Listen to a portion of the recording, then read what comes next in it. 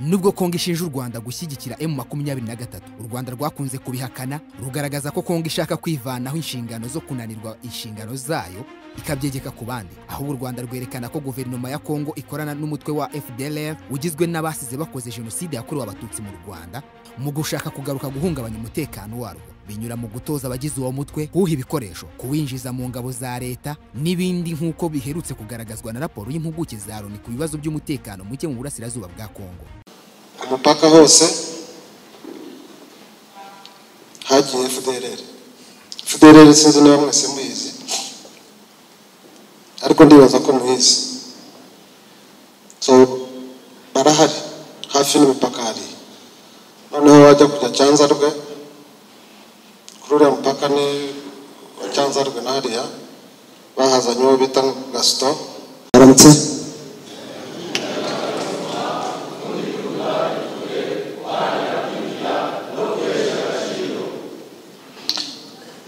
nyakubahwa gavana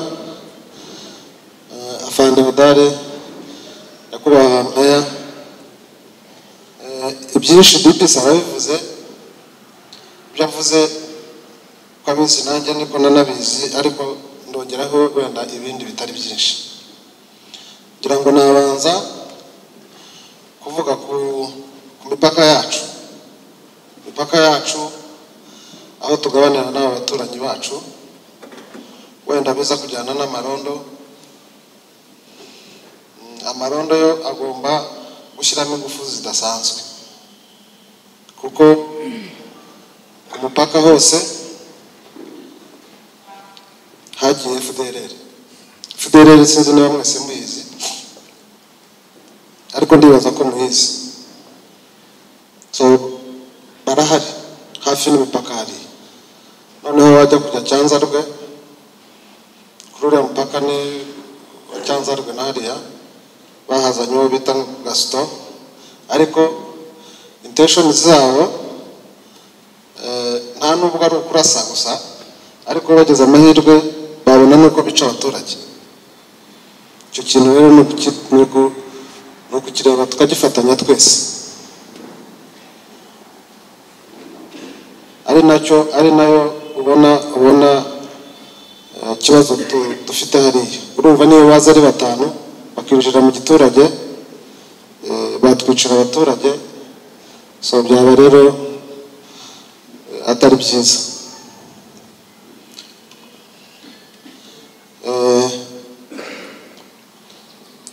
Nyakubahwa gavana, ngira ngo ikindi ubona gisa nkaho nacyo kituruhije, nabyutse mvugana na nyakubahwa meya, ni ikintu cy'impunzi zirimo kuva muri Kongo. Ariko noneho ugasanga kirimo ikibazo cya mbere kirimo ni nuko n'abaturage bacu bivanga muri izo mpunzi, nabo bakajya kwidika. Heruka yaba igaragaza abantu bangahe kandi bavuga ko bibiterwa n'iki? Murakoze cyane. Murabizi ko hakurya muri Kongo hari intambara, umutwe wa M23 ndetse n'ingabo za Kongo bari kurwana, ariko hari n'indi mitwe myinshi isaga magana ngahe iburabuza abaturage. Murabizi neza ko nta mutekano uhari muri Kongo, cyane cyane mu burasirazuba bwa Kongo, zibye ko mbona n'ahandi naho bavuga naho nta uhari. Rero iyo mitwe isaga magana ngahe yica abantu, irya ibyabo, irya amatungo yabo, ikayica ikabakura mu byabo. Abahungabanye bose rero abahunga ubwo bwicanyi n'ayo magambo y'urwango agenda akwirakwizwa n'ubuyobozi bwa Kongo, barahunga bakambuka umupaka bakaza aho babona umutekano. Ntabwo twakwanga kwakira umuntu uhunga kandi ubuzima bwe bugeraniwe. Uyu munsi rero turafite abakabakaba hafi 10,000 bamaze kwambuka bari hano iwacu. Ntabwo tuba twifuza ko umuntu yava mu bye mu by'ukuri ngo aze ahunga, ariko nyine ufite ikibazo ntiwamutererana. Niyo mpamvu tubakira imibare yo niyo ngiyo twifuza ko iwabo hatekana nabo bagataha nabo nicyo baba bifuza bakajya mu byabo bagakora bakiteza imbere. Gavana mwagarutse cyane amazina n'umudugudu muyobora. Murakoze cyane. Amazina nitwa Ndayambaje Martin, ndi umukuru w'umudugudu wa Karukogo, akagari ka Rukoko, umurenge wa Rubavu, akarere ka Rubavu, intara y'Uburengerazuba. Uyu munsi mwakoze inama irimo inzego zitandukanye, ese nkibaze ahanini cyane ku umutekano mwari musanzwe gukora niko ese mugiye kwibanda kuki mu mutekano? Murakoze cyane nkuko abayobozi badukuriye bagiye babituganizaho bijyanye n'umutekano, k'umutekano uharuhagaze, nuko badusabye uburyo tugomba gushyiramo ingamba ku buryo umutekano ugomba gukomeza. Icyo tugiye gukora rero nk'abayobozi, tugiye gukaza ingamba dukora ubukangurambaga mu baturage cyane cyane, twegera abaturage. Ikindi tugiye gukora ni ukureba gukurikirana cyane cyane mu mudugudu no mu masibo, tugakurikirana tukamenya mu gitabo cy'abinjira n'abasohoka, tukamenya abinjiye mu mudugudu cyangwa se mu isibo batari basanzwemo, tukamenya n'abari basanzwemo ese barahari bose n'abadahari. Ibyo tugiye kubikora bizadufasha cyane. Kuki babahamagaye wenda ibiye bidasanzwe bababwiye bikaba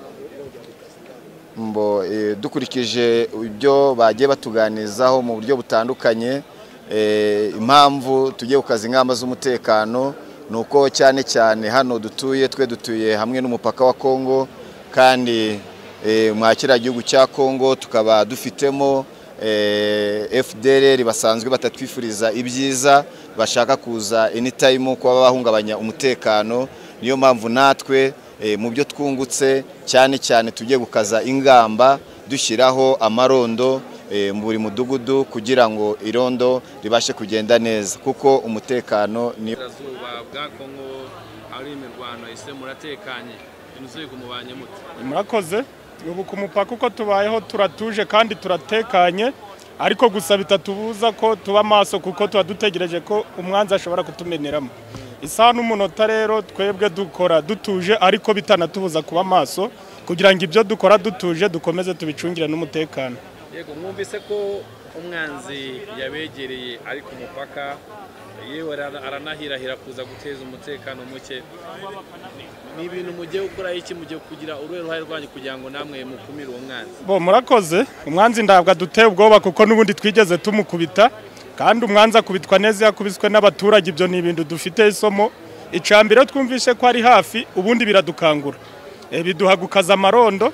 Icya kabiri tugakoresha ikayi y'abinjira n'abasohoka kugira tube twatahura buri umwe wese ushobora gukinisha kutwishamo, na cyane ko amayere y'umwanzi ari menshi. Hari umwanzi udafite imbaraga zo gutera igihugu, ariko hakabaho n'undi mwanzi ushobora gupanga gukora ibitero shuma, ari ukwangiriza ibigo by'amashuri, ibitaro, kwica umuntu umwe akiruka.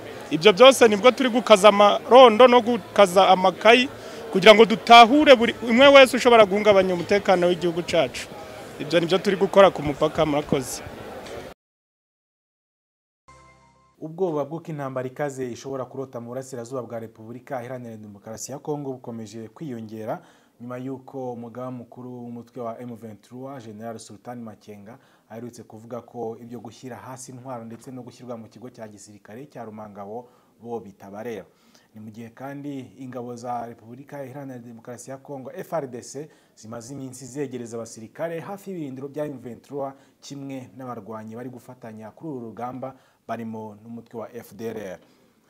Ku rundi ruhande bisa naho ibiganiro bya Nairobi byari bikomeje gutera intambwe, ndetse mu minsi ishize twabonye abayobozi b'ingabo z'umuryango wa Afurika y'Iburasirazuba bari mu butumwa mu burasirazuba bwa Kongo hamwe na MONUSCO bajya gusura ikigo cya gisirikare cya Rumangabo gitezwe ko cyakwimurirwamo abarwanyi ba M23 mu gihe ibintu byabigenze nk'uko byateguwe. Mu kiganiro ndiba y'ibivugwa cy'uyu munsi tugiye kuganira ku buryo ibintu byifashe mu burasirazuba bwa Kongo, uburyo ingabo za leta zikomeje kwitwara muri iyi minsi, icyemezo M23 yafashe, ndetse naho ibintu bigana muri iki gihe mu gihe Repubulika Iharanira Demokarasi ya Kongo irimo gusatira amatora ateganyijwe mu mpera z'uyu mwaka. Mbere yuko twinjira muri iyi ngingo ngo tuyisesengure mu buryo burambuye, reka tubanze dukurikirane icyegeranyo kigaruka mu buryo bw'umwihariko uko ibintu byifashe mu burasirazuba bwa Kongo.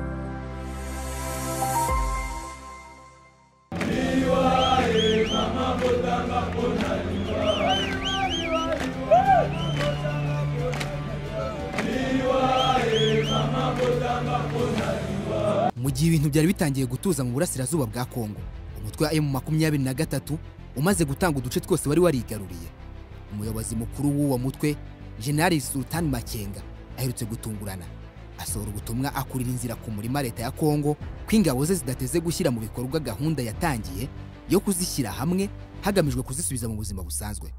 Guhuriza hamwe ingabo za M23 no gutangira inzira yo kuzisubiza mu buzima busanzwe byafatiwe mu nama y'abakuru b'ibihugu na guverinoma zigize umuryango wa Afurika y'Uburasirazuba yabaye mu mpera za Gicurasi uyu mwaka, ikabera i Bujumbura mu Burundi. Ikigo cya Rumangabo cyahozemo ingabo za Kongo FARDC nicyo cyagenwe nk'ahantu ho kuba hakusanyirijwe ingabo za M23, mu gihe leta ya Kongo iri gutegura ikindi kigo mu ntara ya Maniema kizimurirwamo izo nyeshyamba kugeza zisubijwe mu buzima busanzwe. Ubutumwa General Makenga aherutse gushyira hanze bwateye benshi kwibaza, ndetse bitanga ishusho ko ibyo mu burasirazuba bwa Kongo bishobora kuba bigiye gusubirira dubi kurusha uko benshi babikekaga.